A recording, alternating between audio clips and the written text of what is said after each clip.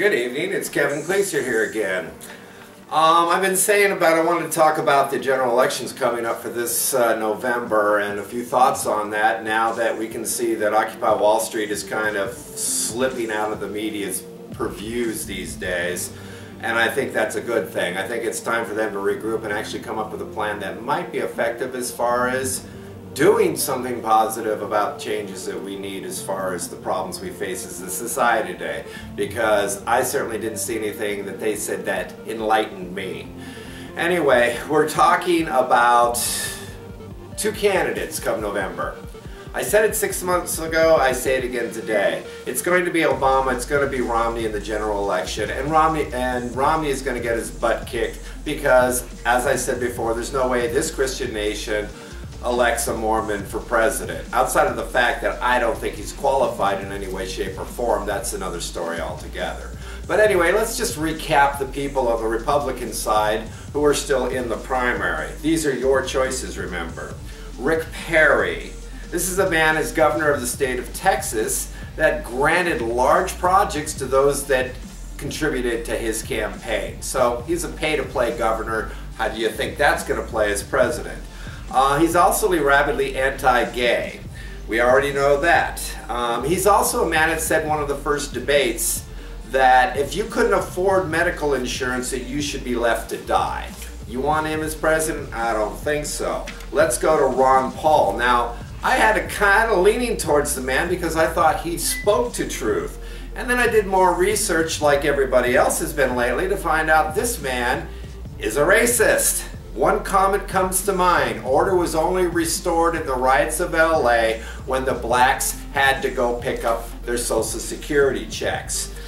Don't think he's gonna play. Michelle Bachmann, see Rick Perry. Same thing about anti-gay. And this is another woman that likes to blame any type of natural disaster, wrath of God issues on our society as being at fault for it. So you can be sure her Christian values are gonna be pretty out there. Newt Gingrich. Forget it, don't even need that. Could you find a more sleazy person to be running for president? Fortunately, it looks like after the New Hampshire primary, his electability has pretty much been determined, but come on, this is a guy that left his wife in the hospital so that he can go be with his mistress, who he then dumped 19 years later by seeing another mistress. So the guy's got absolutely no morality. But none of these people have a sense of morality. Do any of these people speak to your needs? Do any of these people talk about what we need to do as a society to get out of the mess we're in and actually look progressively forward so we can actually stop muddling our way every 4 years there's an election? Because I'm getting tired. 4, 8, 12, 16 years of the same government, and look at where we are today. As a consumer nation, we have consumed ourselves into $14 trillion of personal debt, as I've already said, $17 trillion at the national level of debt. So, we're a consumer nation that consumes 3 times as much as any other nation on the planet. Now, somehow that just doesn't compute because technology today is taking away jobs faster than we can create good jobs, yet our population's grown 25% in the last 30 years. We were at 250 million in 1980, we're closing in on 300 million today. You're asking where are these jobs going to come from? Have you checked out what's going on in the grocery stores lately with the scanners? In another 5 years, all those jobs are going to be gone because you're going to scan your items as you shop, and when you head out that door, it's going to automatically deduct it from your account, and you'll never say hi to anybody. So, as far as technology working us out of this problem, that isn't happening. That isn't going to happen. Technology will always take away more jobs than they will produce. So, what do we do about it? Why don't we talk about the fact we got 7 billion people on this planet, and within the next 15 years, all our fish stocks worldwide are going to be collapsed because of the consumption rate. Nobody wants to deal with the fact that we are taking resources away faster from the earth than we can actually have the earth heal to bring equilibrium to the situation. So, my question to you is, where are the leaders that are talking about what we're looking forward to as a progressive society? That what's the goal?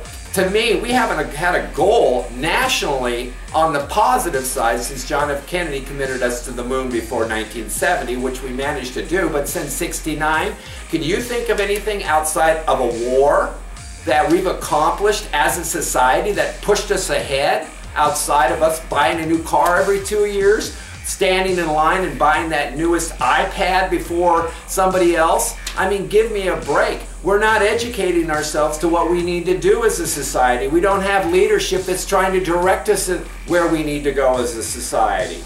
So my question to you is, why are you voting for any of these people? None of them speak to your problems, none of them speak to your needs, and none of them are giving us a future we look forward to. If I was running for president, it would be simple. What's in the national interest? Number one, reduce the population. Number two, what's our goal? Are we going to go ahead and explore space? We've explored just about everything on this planet, and now we're just consuming everything on the planet. If we don't start looking skyward, if we don't reduce the population, we're going to have a pandemic. Nature will take care of it for us, trust me. So the leadership has to come up with the grand design that's going to allow us to move forward. And it's just not happening out of these people, and it won't happen out of this government. Too much vested interest.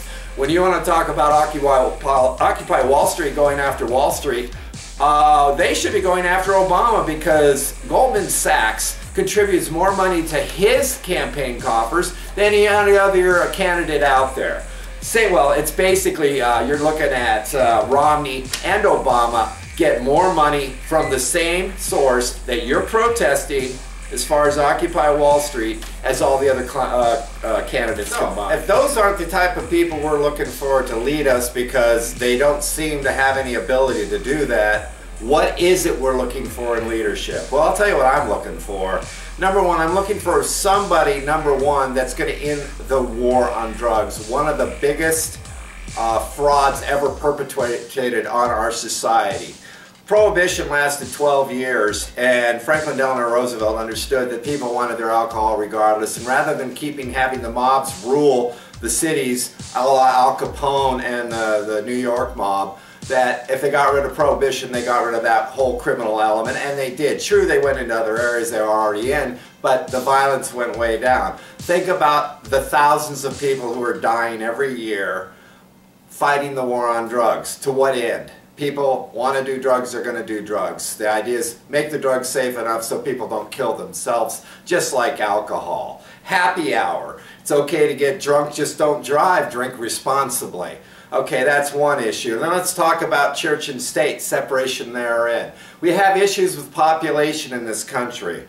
As I said, we've grown 25% in the last 30 years with jobs on the decline. What is going on as far as our ability to educate a public to stop pumping out babies when they don't have the means to support or educate or nurture these babies? That isn't even an issue on the radar in our country. Yet, we just go blindly on like that's not going to be a problem. But guess what? With 15 years and fish stocks completely depleted and us consuming resources faster than Mother Nature can replenish them, Mother Nature's going to take care of our sorry asses anyway if we don't do something about it. So why don't we get off our asses now and start having a dialogue about all these idiots having babies that don't take care of them, and then they become a further drag on society. That's an issue. Let's talk foreign policy. We were in Iraq for the last 10 years. Nobody can still explain to me why we were there for 10 years. We're gone as of December, so what's happening? Every day new bombs are going off because there's one common thread that's going to continue regardless of whether we're there or not. Shiites are going to kill Shias. Okay, you got Iran next door to them going ahead and pumping up the tension, and you've got Syria on one end, you got the Arab Spring going on right now, Egyptian army is still running the country. That whole area is a complete quagmire, yet we sent 4,000 people there to die. Why? You tell me. Afghanistan, true, the Taliban was there and supported Bin Laden, and we're held responsible for 9/11. I don't have a disagreement with that, but that was taken care of within the first year when they drove the Taliban out. You don't think that we could have used targeting systems if they went back in and blown them to hell without having boots on the ground 10 years later? And how many billions of dollars did we bribe Pakistan so we could use their country as a staging area? Okay, this is the leadership we've got today. That doesn't even go into Africa. That doesn't even go into Asia. This doesn't even go into our own domestic policies about what's going on in this country, where now surveillance is the overriding concern of every American. You're going to be in every human being in this country is going to be in a database to be able to be tracked and followed probably within the next 10 years. What do you think all these cameras are about? You don't find that an invasion of privacy? I sure as hell does, that I can't go anywhere regardless of what I'm doing out in the world without somebody taking note of it. So, leadership is what we're lacking. What's our goal for long term? Let's say we get the population under control. What are we still going to be driving for? This planet's been explored. There's no more room to expand into it. We were talking about colonization on the moon. That seems like a pretty good idea. You've got adventurers, just like we did in the 16th, the 15th, 2,000 years ago, people going out in old leaky wooden boats and crossing 3,000 miles of ocean to see what was on the other side.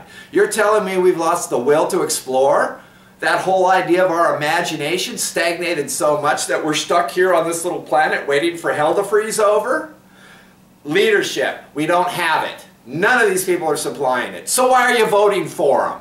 Why are you voting for the same senators that have been writing the laws, that have been giving the power to the financial institutions that are screwing all of us? You keep returning them to office and continue to write those laws. So, we're all to blame for it. The government we got is the government we deserve because of the inactivity, the lack of attention, the lack of education to the issues of the day, the lack of understanding how we're connected within the world. Until we figure that out as a society, we're going to keep getting these jerk-offs as our leaders. And then it's our fault. So I don't see any change coming out over the next 4 years with any of the people that we're putting on the slate this year. As a matter of fact, here in the state of California, I do believe our senator is going to be not even challenged. Same thing with most of the people we're sending to the House of Representatives. So until we decide we're not going to accept this as our leadership anymore, we're stuck with it. So my whole goal here is to say, don't vote for any of them. Let's stick it to these people, let's stay at home, and let's try to find a leader out there that is going to be progressively looking forward for solutions.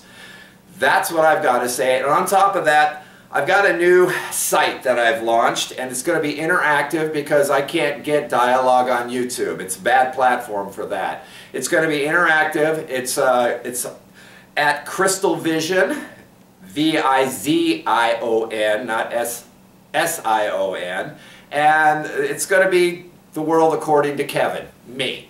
And I'm hoping to get dialogue started and getting people involved to try to look for solutions.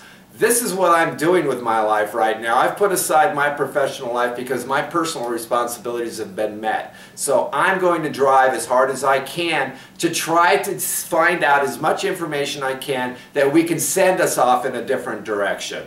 Within the same system. That's where I differ from Occupy Wall Street. I don't want to tear the system down. I think it's a damn good system. I think we just got a bunch of shitheads running it, and we put those shitheads into power to keep doing it to us.